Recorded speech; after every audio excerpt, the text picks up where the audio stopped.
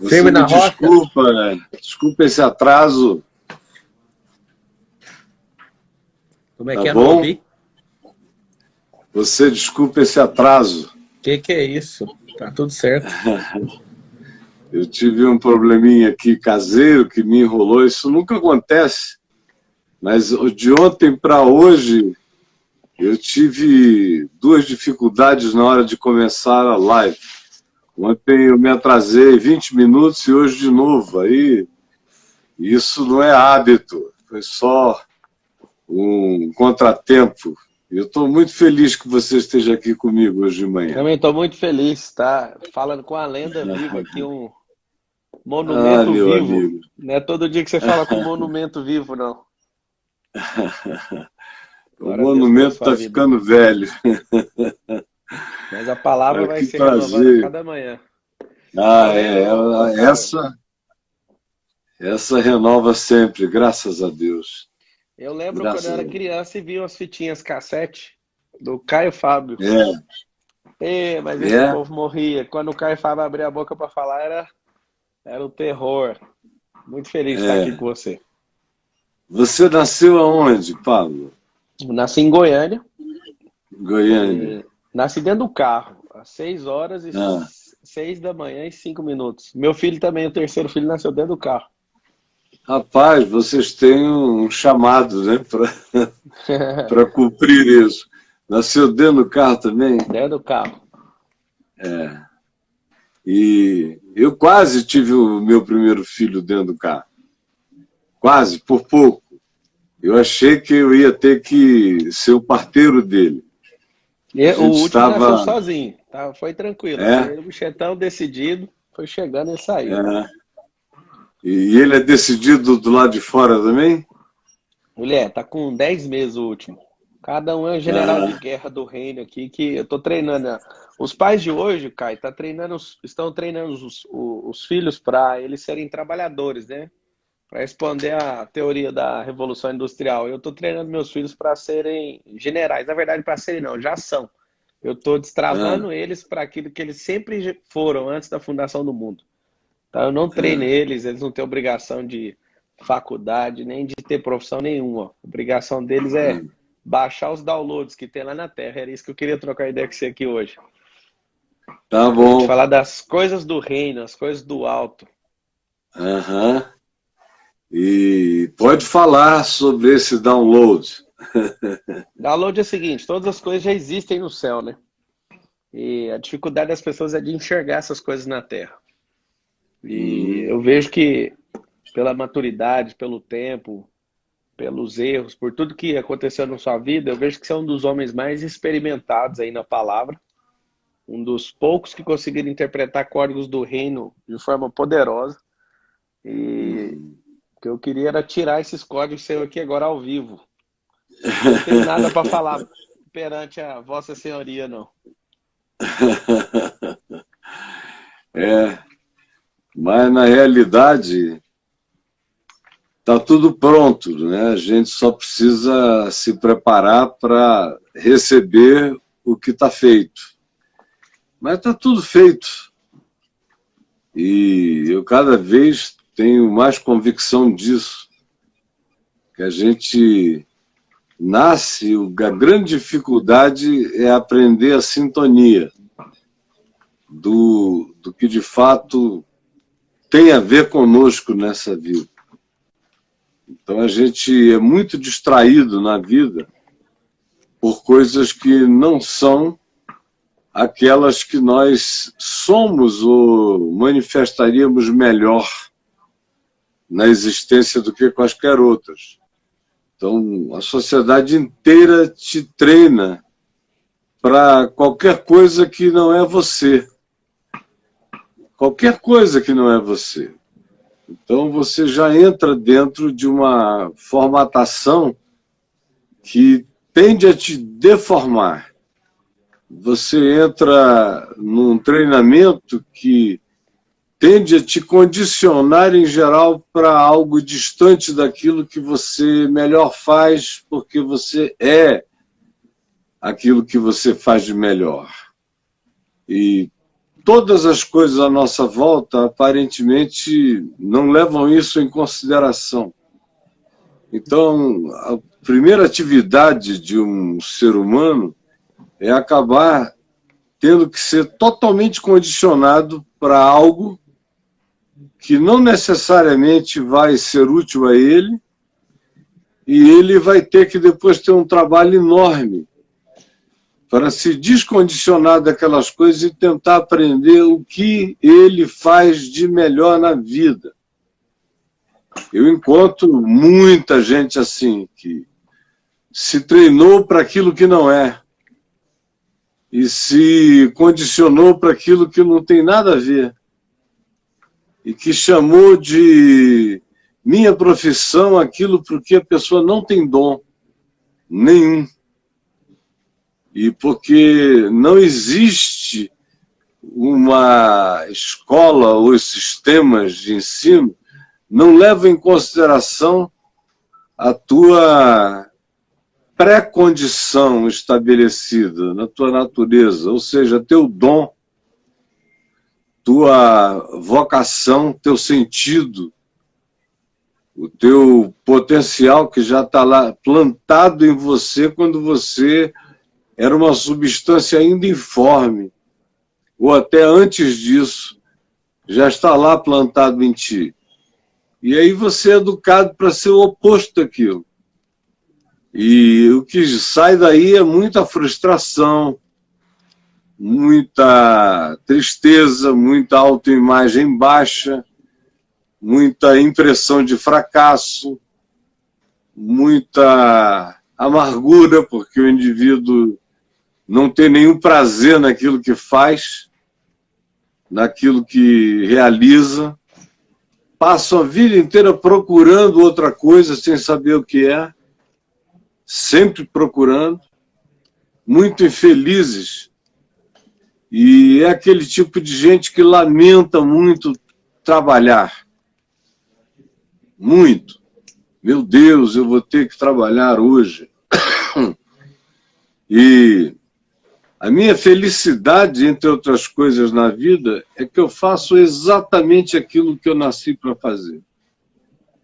Eu não estou aqui fazendo a segunda melhor coisa que eu poderia fazer, nem a terceira. Eu estou fazendo a melhor que eu poderia fazer. Ô, Caio, estou fazendo da melhor maneira que eu poderia fazer. Caio, vamos fazer um negócio interessante, que é um ping-pong. Eu faço pergunta para você, você faz para mim, para a gente conseguir subir uma frequência que as pessoas estão caçando aqui nessa live. Muitas pessoas bem empolgadas aí para assistir a gente aqui.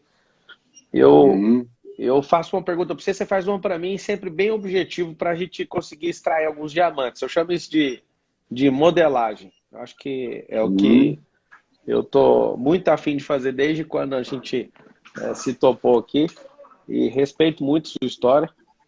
Respeito muito mesmo o fato de você ter tanta clareza das coisas do alto. E eu vou abrir a pergunta fazendo o seguinte, se você me permite. Pode ser assim? Pode. Então, quando Jesus falava assim, ó, chegar do reino dos céus, o que ele estava querendo dizer? Que ele era o reino dos céus que estava à mão. Por isso que ele diz, o reino dos céus está à mão. Era só estender a mão e pegar, era ele. Ele era a manifestação do reino dos céus, estava ali para todo mundo, para quem quisesse. E o reino dos céus está à mão, é isso, estenda a mão e pegue, e toque. Igual sou eu a aqui. Mulher com câncer no útero, encostou na orla dele, né? Encostou e pegou. Eu sou o reino dos céus. Está aqui diante de vocês. Vocês não estão enxergando?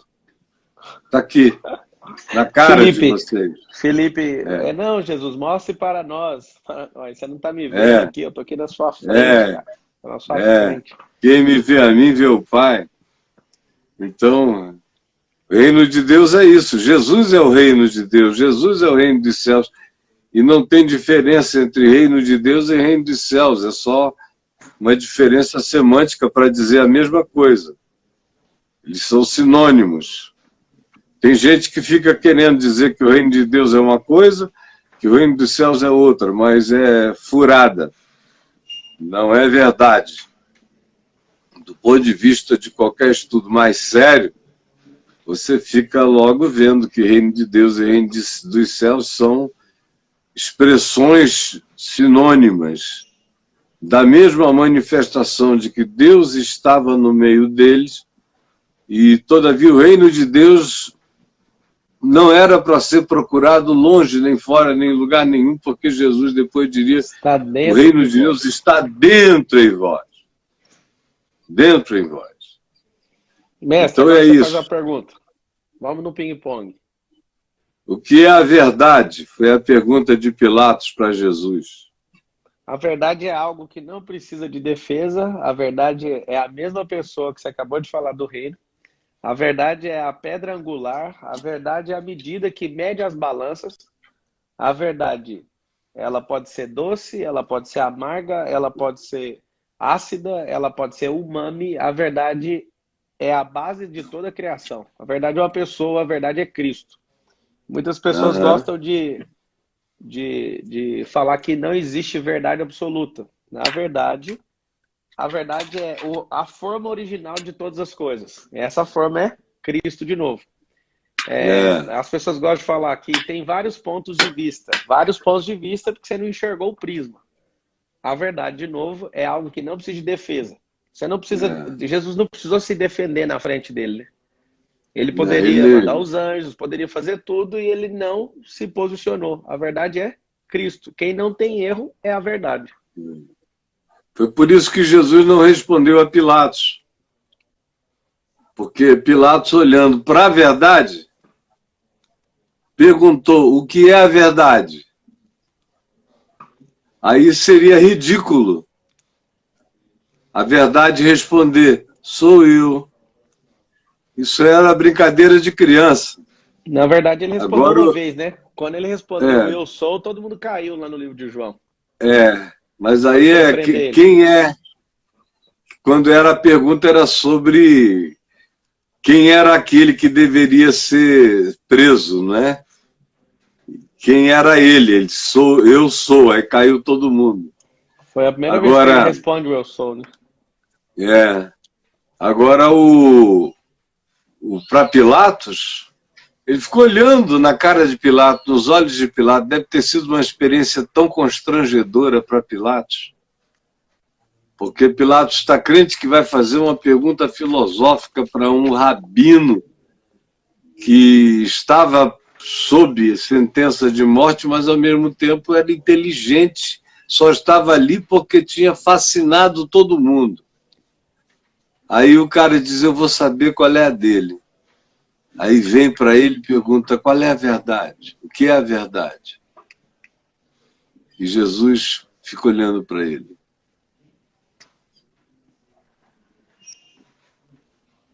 Imagina o constrangimento. Uma É, das coisas, uma das coisas mais pesadas que eu descobri da verdade é que ela não precisa de defesa. Tem alguns religiosos até pipocando aqui nos comentários. O que que eles gostam? Eles gostam de ser os tiranos da verdade. Eles gostam de ser os paladinos da verdade. Eles gostam de querer defender algo que não pediu ajuda para eles. A todo é. tempo, Jesus poderia mandar miríades de anjos a favor dele e ele não fez nada. A todo tempo, Deus vivo podia fazer, mas a verdade estava sendo cumprida, porque a verdade é a própria palavra. A palavra do Deus vivo se cumprindo e a verdade foi estabelecida ali. Agora uma pergunta para você, Caio Fábio, que mais uma vez que honra estar aqui falando É com minha você. honra. Honra estar aqui falando com você, que destravou uma geração de pensadores, onde a Bíblia parecia tão obscura aqui nesse país.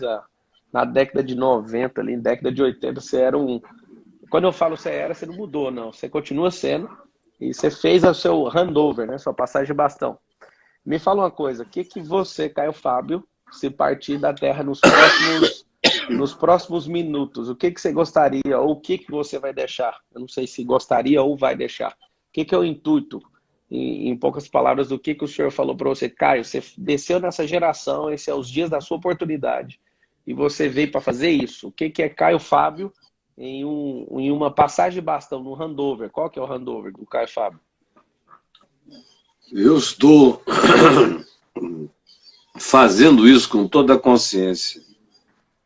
Eu estou falando para esta geração agora. A maioria das pessoas que me ouvem estão entre 15 e 40, 45 anos de idade. É um espectro bem extenso. Eu estou tentando falar com essa geração que vai de 15 a 45, que me assiste, me ouve, me atende, e estou tentando falar para o futuro. Eu estou com a cabeça enfiada no futuro, falando para o futuro. Por isso tem um monte de coisas que eu digo que ninguém entende ainda. Eles entendem o português, mas eles não entendem ainda a mensagem. Eles só vão compreender com clareza na hora em que o tempo se aproximar dessa descrição que está sendo feita. Quando o tempo for chegando, eles vão entender cada vez melhor. Por enquanto, eles não entendem senão o português, e alguns acham que é uma viagem. Mas eu estou falando para os meus netos, eu já estou pregando para os amigos dos meus netos, eu estou pregando para o futuro. Porque não tem ninguém nem lidando direito com o passado. Com o presente, então, o presente está abandonado, está todo mundo gritando para o presente mensagens dos ecos de antigamente. Quase não tem ninguém falando com o que está acontecendo no mundo. Então eu estou aqui para continuar falando o que está acontecendo hoje, mas estou extremamente voltado para pregar com a cabeça dentro do futuro, vendo o que vai acontecer, porque é mais ou menos óbvio o que vai acontecer para as novas gerações, o que vem ao encontro das novas gerações, e os grandes dilemas e angústias e não soluções e dúvidas e aflições que eles terão. E eu gostaria, em nome de Jesus, de ser alguém que eles pudessem, em quem eles pudessem encontrar alguma luz, alguma estabilidade de fé, de consciência, a partir da qual, de cuja plataforma de consciência, eles consigam interpretar melhor a loucura do mundo que virá, e que não virá com nenhuma caracterização de humanidade. Ao contrário, será um mundo cada vez mais desumanizado em todos os aspectos, da robótica, da inteligência artificial, do que você queira, da engenharia genética, mudando você de cara de sexo, do que você queira, conforme o padrão que você deseja. Vai ser a ilha do Dr. Monroe, que está vindo aí, estranha, esquisita, cheia de seres humanos alterados, transformados, o amor morto, a iniquidade proliferada e a maldade casada com a ciência, inventando tudo que a gente não pode nem imaginar. É nesse mundo que meus netinhos mais novos vão ter que crescer. E os amigos deles também. Então, eu estou tentando dizer, ver, entender, discernir um pouco antecipadamente esse futuro, e não necessita ser a antecipação de coisas, mas a antecipação da consciência dos dilemas que virão com as coisas que surgirão. E eu, pessoalmente, me sinto com esse desafio de fazer isso, e faço isso todos os dias. Parabéns pela energia, eu vejo que você investe bastante energia nisso, e eu tenho certeza que o que você está fazendo tá fazendo esse handover, está passando o bastão, né? O segredo nosso é multiplicar o talento. Agora a sua pergunta, porque você perguntou uma pesada aquela hora da verdade, agora manda uma mais pesada ainda.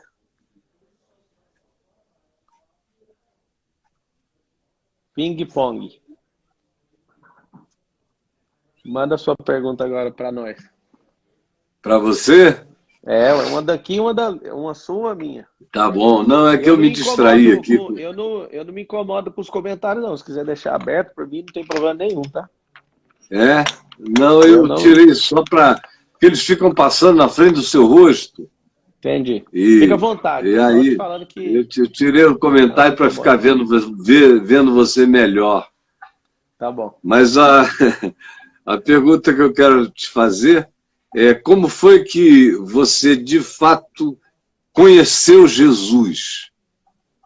Depois de muitos anos de religião, eu nunca tinha conhecido Jesus na religião. Teve um dia que eu grilei, porque tudo que eu perguntava para alguém, cara, eu falava, mas você conheceu Jesus? Não, foi o fulano que me falou. Aí eu perguntava pro fulano, fulano, quem foi que te falou? Foi minha avó. Aí toda hora saía no cemitério a resposta. Não achava ninguém que tinha experiência. Tinha alguém que falou de alguém que tinha experiência. Aí eu tive um grilo violento. Eu falei, eu quero ter minha experiência, não vou parar de acreditar nisso aqui, porque isso aqui é mentira. Porque não adianta essa parada de não ter experiência. Eu entendo a maioria das pessoas, o tanto que elas são fracas da fé, porque de fato a fé delas não levaram elas a frequências maiores, a Ah, mentalização, a visualizações maiores. Eu não dou conta, eu não sei como que a pessoa vive na Terra sem enxergar o terceiro céu, por exemplo, sem ter acesso a canal de sabedoria. Eu não sei o que a pessoa está fazendo. Aí eu tive meu grilo, fala isso agora, né? Mas na minha chave, eu fiquei 4 dias acordado e eu falei para o Senhor, eu não vou dormir, eu não vou comer, eu não estou colocando pressão no Senhor, mas eu quero ver sua face, quero ver sua glória e eu vou até o fim para te achar. Porque a palavra fala que se me buscar de madrugada, me acha. Se for sincero de coração, puro de coração, você vai me ver. O que está faltando, mano? Eu não quero saber desse negócio de ficar ouvindo os outros falarem de Jesus para mim. Eu quero saber do Senhor aparecer. Por que o Senhor aparece para muçulmano que ninguém pode pregar? O Senhor vai lá e fala, batiza, faz um monte de coisa. Eu quero te ver. Aí tive um grilo. Primeiro dia, estava lá no Achão, lendo a Bíblia, lendo o livro de João, entendendo por que eu fui rastrear João. Porque o João era o discípulo amado, segundo as suas próprias palavras. é, Mas como a é. palavra é inteiramente inspirada por Deus, o Espírito Santo falou. Ele falou porque é verdade. Ele se sente mais amado, então é o mais amado. Comecei a rastrear o João, como é que ele colocava a cabeça no peito de Jesus, o porquê que ele recebeu a ordem de Jesus para cuidar da mãe dele. E eu falei, por que Jesus tem esse lance? Por que o João foi o único que não foi assassinado? Por que o João ficava falando desse amor de Jesus sem parar? E aí no primeiro dia não aconteceu nada. Virei primeiro dia acordado, só na água, orando, chorando e jejuando, né? Total, fazendo doideira. Segundo dia já me deu medo. Eu ia na porta e trancava e falava, não quero que você entre aqui. Eu já comecei a ficar com medo. Eu falei, meu Deus, o que eu tô fazendo? Virei mais uma noite É. acordado. No terceiro dia, eu comecei a pirar. Aí comecei a fazer, vou fazer uma oferenda para Deus. Comecei a ficar doido mesmo. Vou fazer uma comida como se fosse para manjar, assim, sabe? Vou dar É, uma oferta, igual Isaac, igual não sei o é, quê. E aí via, não faz isso não. Aí adorando. Nessa terceira noite que virou pro quarto dia, eu apaguei.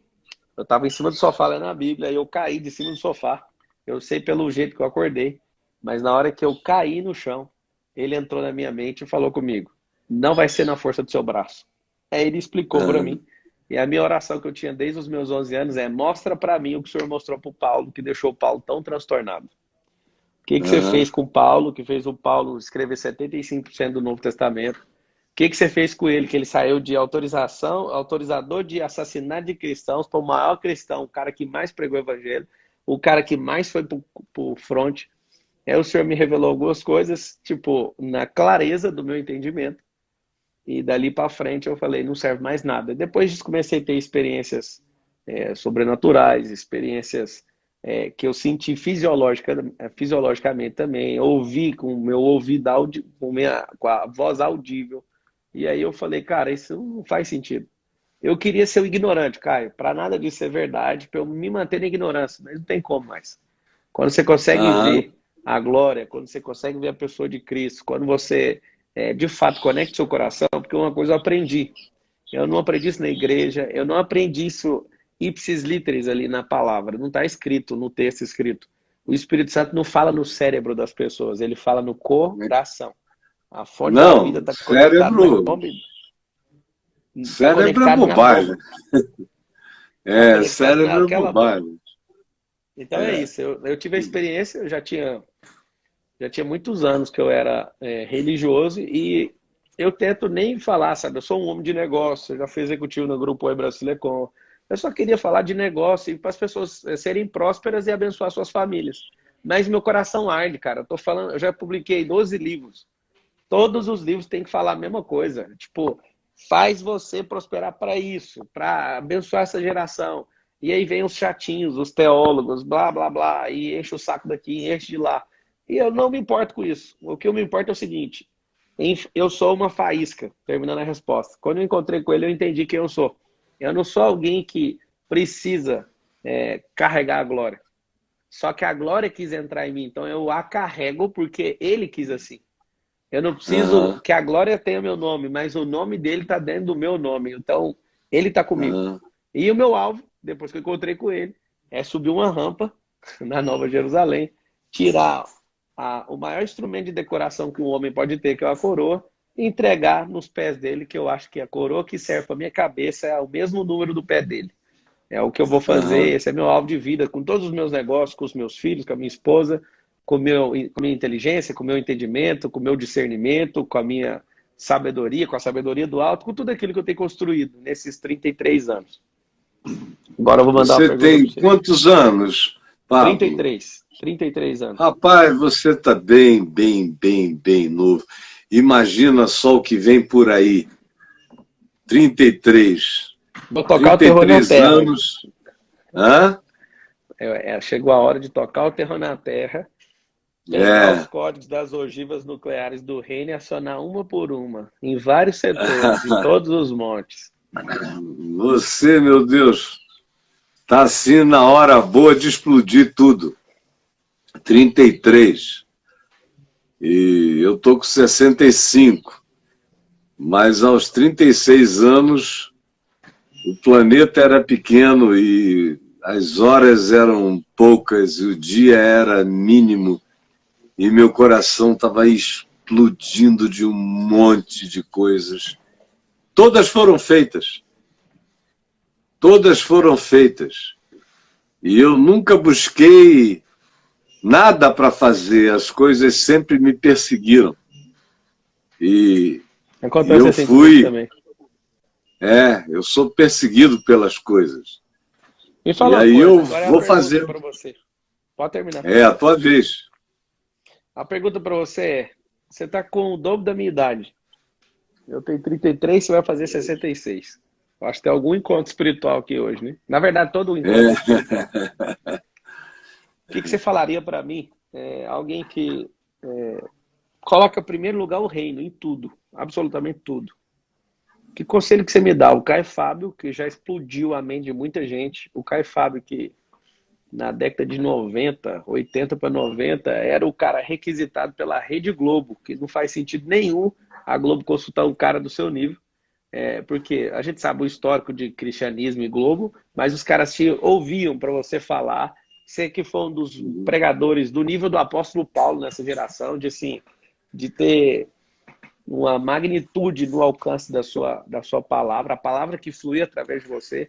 Que conselho aos seus 66 anos, tendo o dobro da minha idade, vai completar ainda 66, você fala para um garoto de 33 que tem clareza nas coisas do alto e que quer tocar. Eu falo garoto com respeito, tá? E fazendo um paralelo com você, que eu sou um general de guerra, sou um patriarca, eu não preciso bater continência para ninguém na terra, a não ser por Deus vivo. E eu sei que isso parece arrogância, e de certa forma depois eu posso explicar, mas ouvindo você, mestre, eu carinhosamente posso chamar de Gamaliel, só no contexto positivo. O que você falaria para o apóstolo Paulo, jovem, aos 33 anos? Você que percorreu isso e que entende das falhas e das experiências e das coisas que eu posso vir a cair, ou que eu posso me desviar, ou que eu posso, de forma exponencial, já acelerar. Qual seria um bom conselho de um mestre de cabelos brancos, barbas brancas e muita vida aí pela frente ainda? Bom, se fosse para o apóstolo Paulo, eu diria para ele não se importar e nem se emocionalizar sofridamente com a falta de fidelidade das igrejas que ele criou, como Corinto, como Gálatas, a igreja de Gálatas, como a igreja aos Filipenses, onde ele expressa algumas das dores dele, especialmente 1ª e 2ª aos Coríntios. Foi uma relação muito passional, muito doída e muito sofrida. Você lê, a impressão que você tem é que Paulo está respondendo para uma mulher que o abandonou. É o sofrimento de um corno muito forte que você encontra nele, sobre o não reconhecimento dele. Então, se eu tivesse que dizer alguma coisa a ele, o que eu diria era isso. O que eu não poderia dizer ao meu pai, porque meu pai não tinha nada disso. Nesse sentido, meu pai se tornou um homem muito mais maduro do que Paulo, em relação a esses aspectos da vida. Porque meu pai também sofreu um bocado de coisas a esse respeito. E você cria, dá vida, vem a parir, amamenta, põe no peito, veste, limpa a bunda, ajuda, põe em pé, e depois que o cara começa a andar, ele começa a chamar um outro de pai, ele não te reconhece. E era justamente aí que Paulo sofria um desespero. E que as maiores dores dele, você lendo os evangelhos, além dos maus tratos e varadas e chicotadas, que são físicas, as dores de alma, as dores emocionais, todas elas vêm desse sentimento de rejeição, quando as igrejas ficavam ouvindo um falso apóstolo, um falso profeta, corroendo o ensino que ele tinha gasto tempo e vida, e que ele carregava como um bom dispenseiro. Ele não tinha uma Bíblia, ele era o Novo Testamento, ele era os Evangelhos, ele era a palavra. Não tinha nada escrito fora, só estava escrito dentro da mente. E ele sabia que era um dispenseiro fiel desse entendimento. Passava tudo que ele tinha e depois ele via chegar um outro com uma tolice, com um novo mover, e levava todo mundo na direção daquele engano, e ele ficava muito maltratado. Então, se eu tivesse que dizer hoje alguma coisa a ele, e meu pai ainda estivesse vivo, eu pediria para ele passar uns dias com o papai, lá em Manaus, no Amazonas, para ver como é que você pode edificar a coisa mais maravilhosa do mundo, e vem alguém e te joga para lá e começa a criar, numa nova geração, um esquecimento a teu respeito, e ao mesmo tempo o indivíduo saber lidar com isso, sem se fazer mal, sem se angustiar, sem se desesperar, sem se amargurar, sem odiar ninguém, sem ficar magoado, sem se reduzir na ação redutiva do outro contra você em relação ao que ensinava. Acho que o grande problema de Paulo na vida foi esse. Ele tinha uma dificuldade enorme de lidar com rejeições, imensas dificuldades.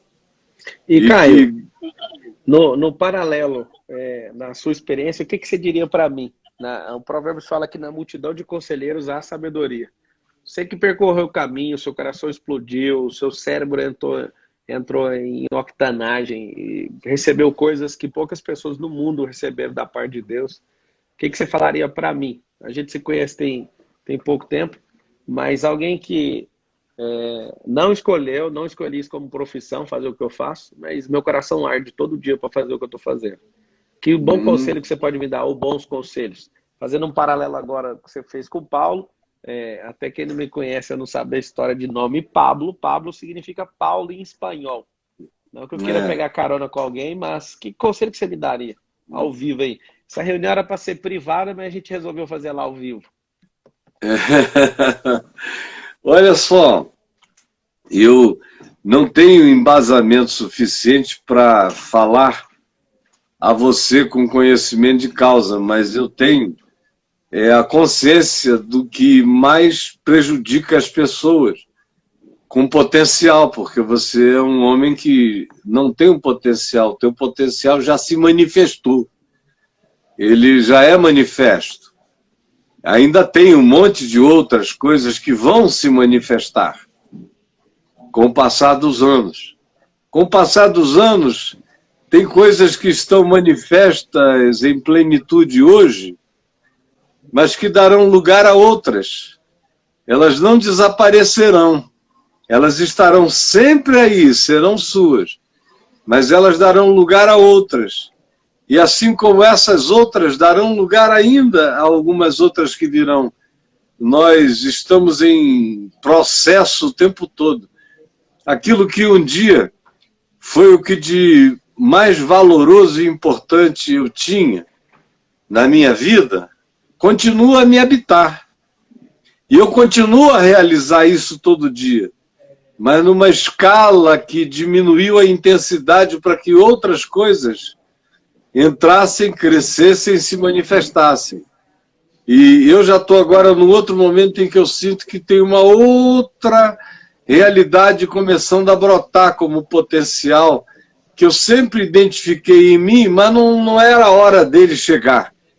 Todas essas coisas, os dons e a vocação de Deus são irreversíveis, mas eles ganham uma determinada alternância de significado à medida em que o tempo vai passando e a nossa vida vai sendo transformada pelo tempo, pela experiência e pelo Espírito Santo, cotidianamente, trabalhando na gente o tempo todo. Então, o que eu diria é o seguinte, o que há de mais importante é não confiar no seu próprio estado mental e nem nas suas próprias conclusões e nem na sua própria inteligência e nem na sua própria sabedoria. Eu, pelo menos, não confio na minha. Não confio mesmo. Eu sei que a melhor inteligência pode surtar.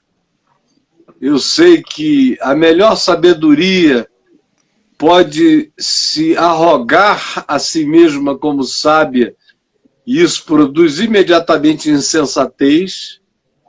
Eu sei que a minha melhor força é também, paradoxalmente, a minha maior fraqueza.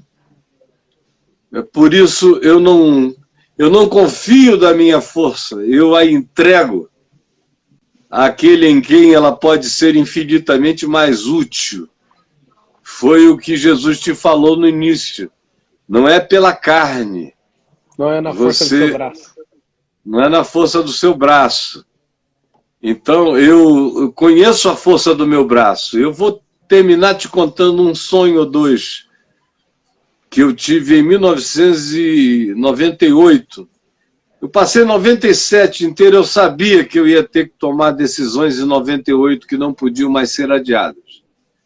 Eu era presidente da Associação Evangélica Brasileira, a essa altura eu era presidente emérito da AEVB, eu já tinha deixado a presidência geral porque eu vi que eu estava ali fazendo algo para o que eu não tinha sido chamado. Eu só tinha o poder de fazer, essa é que é a história.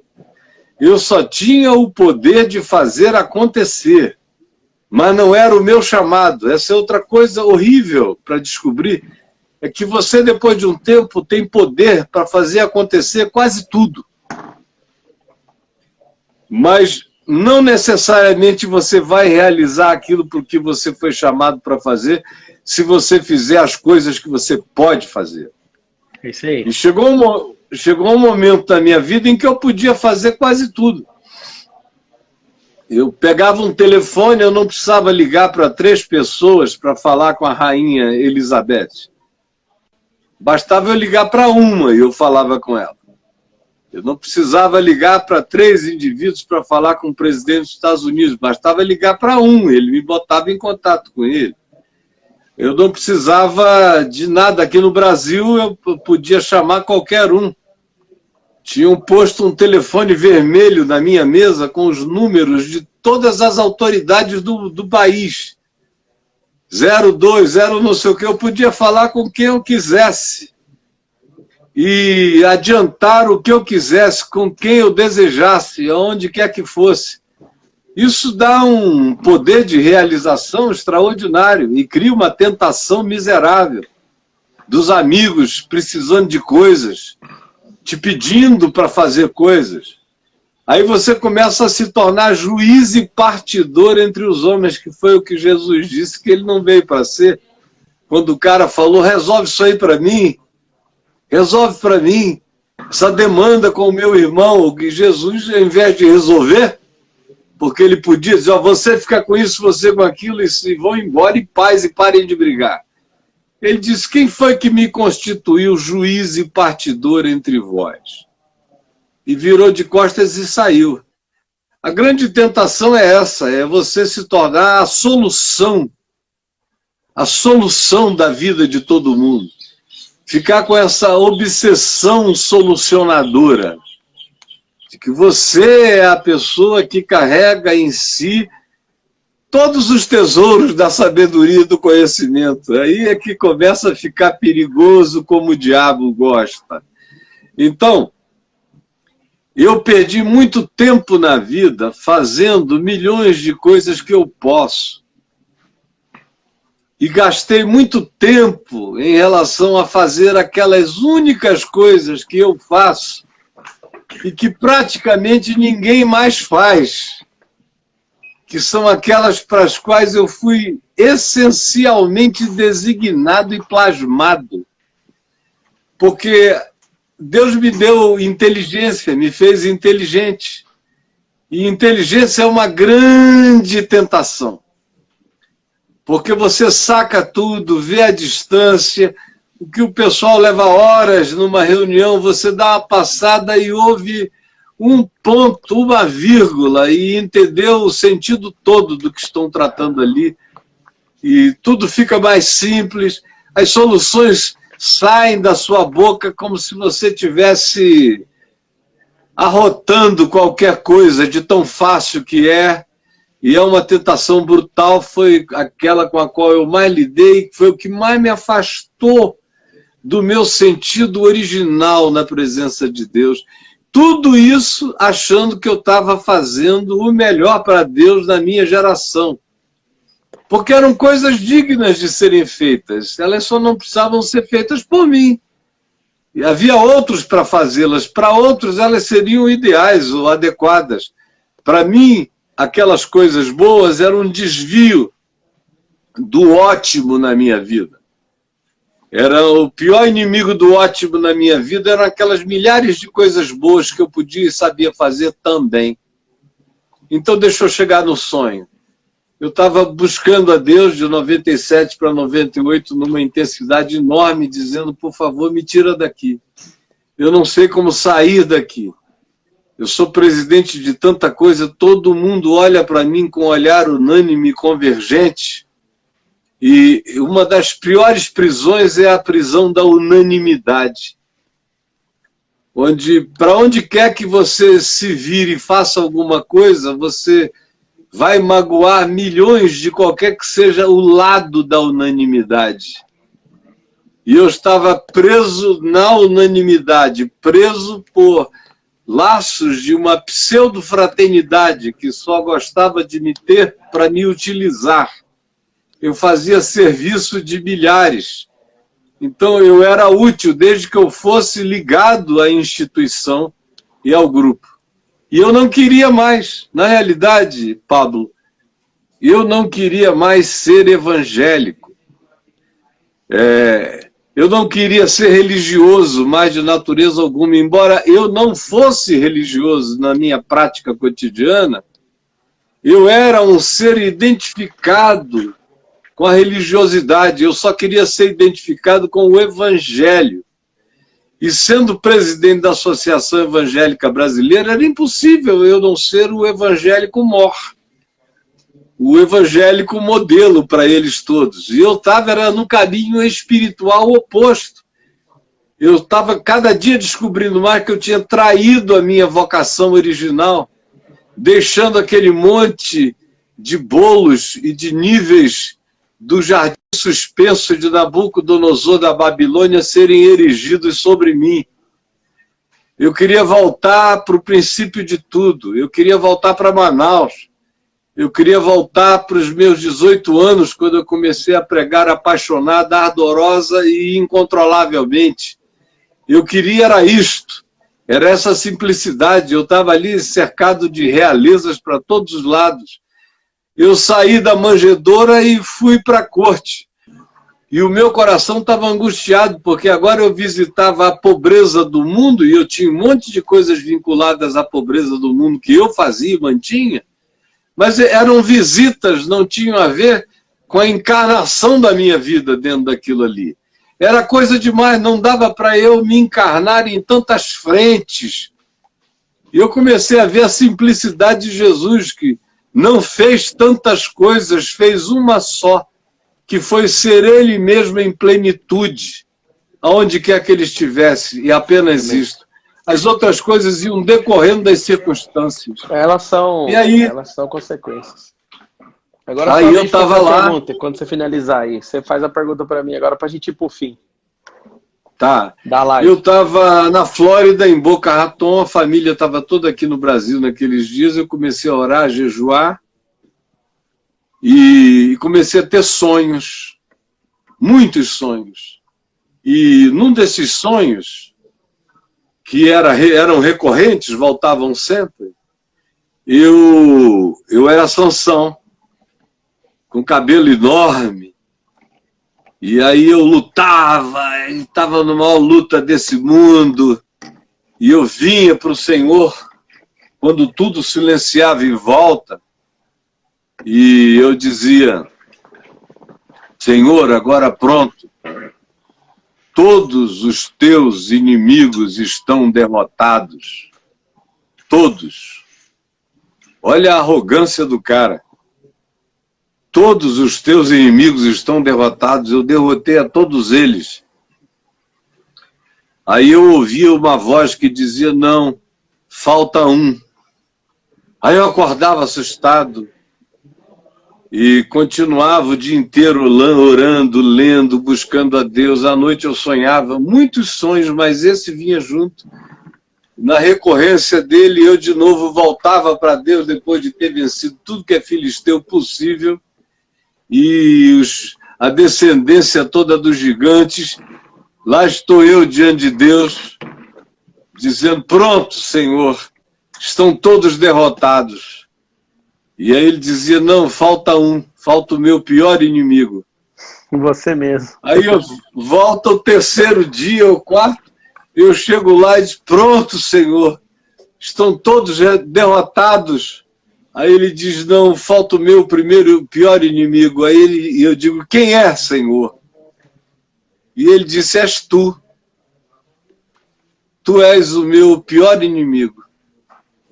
E eu acordei num pânico, num desespero, e com a certeza absoluta de que haveria uma desconstrução brutal na minha vida, que milênios de cascas de dinossauro e de outros seres na evolução paleontológica da minha existência nesse mundo iriam ser tirados, e que eu iria entrar num estado de nudez necessária, e tudo isso veio à minha vida com uma convicção enorme. Eu não procurei nada, mas tudo começou a acontecer de abril de 98 em diante. Menos de um ano depois, o processo ganhou vida de si mesmo. Quando eu vi, estava tudo realizado, e aí eu teria 1 trilhão de outros sonhos. Eu sou um homem que sonho muito, e os meus sonhos são profundamente simbólicos, arquetípicos e proféticos. Profundamente. Tem coisas na minha vida que eu sei que vão acontecer, porque elas já foram construídas dentro de mim. Eu nem me preocupo, eu sei que eu estou andando para lá. Se a sua mente mostrar que existe, é porque já existe, né? Deus te deu a chance de mostrar a visão, ele vai liberar a provisão. Caio, se você não importar, vamos para... Você pode fazer a última pergunta, que eu preciso de sair, que a gente atrasou aí por alguns motivos aí pessoais seus. Manda a última pergunta que a gente vai para o fim. Tem 4.300 pessoas nos assistindo. Eu peguei códigos preciosos te ouvindo. Manda aí a última pergunta, que eu vou te responder. E a minha pergunta para você é a seguinte: o que você pessoalmente gostaria de ver acontecer a partir da sua vida? Que gostaria não, que eu já estou vendo casamentos serem restaurados, filhos respeitando pais, homens de família, patriarcas, tomando postura de morrer pela esposa, assim como Cristo morreu pela igreja, pessoas ardendo em paixão pela palavra e pela volta de Jesus, pessoas que entendem que o chamado delas não estão dentro de igrejas institucionais, porque a igreja não tem 4 paredes, ela tem 2 pernas. Eu já estou vendo pessoas entendendo que não é a igreja que vai dominar e trazer o reino, porque a igreja somos nós, é nós que vamos trazer o reino na terra. E não tem essa de gostaria. Eu não vou ficar fazendo grandes alvos, porque esse é o alvo do Senhor. Desde o dia que ele pisou na terra, mesmo sendo alguém instruído na religião judaica, nunca pregou o judaísmo para ninguém. E as pessoas querem tomar Jesus. Tem gente que acha que Maria é católica, que Jesus é evangélico, que Deus... Cada um na religião, né? E Jesus não tocou nesse assunto. Ele falava, é chegado o reino dos céus. E a gente carrega só uma parte daquilo que é multifacetado, daquilo que é a imagem e semelhança dele. E o grande segredo é não querer salvar a terra. Isso é problema de Jesus. Ele já salvou. Deus amou o mundo de tal maneira que pôs alguém, que é seu filho, para salvar as pessoas. E eu quero encerrar a live te falando, Caio, que tem um carinho muito especial pela sua história, porque você foi uma das maiores faíscas que já tiveram nesse país. Eu vejo pessoas, às vezes, querendo diminuir o que você fez por causa de algum erro, mas eu quero te falar que nisso você ficou mais forte. Nisso o Senhor falou com você com mais força, nisso você cresceu como Paulo, já era douto em sabedoria, já tinha muito entendimento, mas cresceu em graça, em sabedoria. E eu quero te falar que o que você plantou lá atrás, a gente está colhendo agora. Muitas vezes, por conta do desânimo ou de gente só frustrada que quer falar mal de você, ou mal de mim, de toda árvore frutífera as pessoas vão falar mal. Ou de todo o sistema que não funciona do jeito que o sistema anterior estava funcionando. Então, os grandes avivamentos eram bênção enquanto estavam no momento. Por exemplo, a Rua Azusa era criticada. E depois, a Rua Azusa começou a criticar o próximo mover. Todo mover anterior que parou de se mover vai virar monumento. E todo monumento quer engolir o próximo mover. E Deus se move, tá? Isso na criação. Eu quero deixar um beijão no seu coração. Longa vida por tudo que você tem feito na terra, por toda a palavra de sabedoria que saiu através de você. Nós sabemos que tem gente que gosta de falar que a gente não é nada, mas se a gente fosse nada, a gente não era imagem e semelhança dele. Eu reconheço, respeito em profundidade a imagem e semelhança impressa em você e todos os downloads que você trouxe na terra, tá? Amém, agradeço meu querido. Agradeço pelo convite, participar da sua live. E esse é o primeiro. Vamos ter outros encontros com a graça de Deus. E eu vejo você falando, eu, de certa forma, me vejo em você em muitos aspectos. E só Deus sabe por quê. Onde esses cruzamentos no Evangelho, e todos eles aconteceram no Evangelho, se deram porque eu olho para você e eu me vejo em intensidade, em alegria, em certeza, em convicção, em apropriação. Eu me vejo em todas essas dimensões na tua vida. E no que você acabou de me dizer e no que você disse ontem e antes. E eu desejo de todo o meu coração mesmo que tudo isso cresça e aumente. E a última coisa é: o que é de Deus é absolutamente simples. De modo que aonde quer que haja caminho de complicação, a vereda de Deus não passa por aí. Então, eu não preciso de muitas voltas. O caminho de Deus é simples e é reto, é bom e é puro. E é essa vereda que eu busco andar e é essa vereda que eu tenho certeza que nela você busca andar também. É tomar cuidado com as novas invenções. Você falou em monumento. A frase da época era basicamente a seguinte: tudo começa com um movimento que se transforma, é um mover que se transforma num movimento que acaba se transformando num monumento e que termina como um mausoléu. Essa é a sequência de tudo que a gente vê na história humana. É um mover, um coração apaixonado.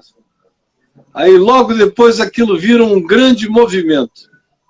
Logo depois aquele grande movimento vai se transformar num monumento, em honra do movimento.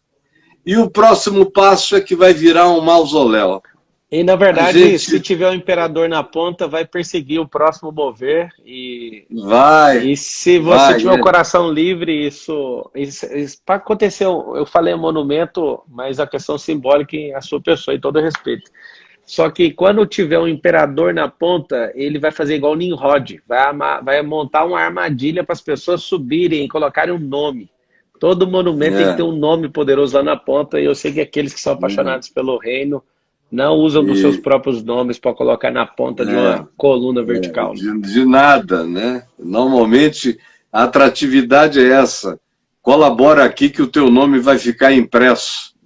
É isso. E no reino de Deus nada disso é assim. Olha, meu querido, se eu pudesse eu te dava um beijo. É nóis. Receba meu beijo carinhoso. Obrigado pelas palavras de sabedoria, pela sua experiência, pelo seu tempo. Que o Senhor te faça prosperar ainda mais. Obrigado por tudo. A ti também. Queimou no meu coração o recado que você vai entender. A figueira vai florescer. A figueira, você sabe. A figueira viva. Ela vai voltar a florescer. Como antes. Receba meu amor, meu querido. Tamo junto. Beijo na sua mulher e nos seus filhos. Valeu. Beijo para a família também. Coisa linda. Deus te guarde, querido. Amém. Tchau.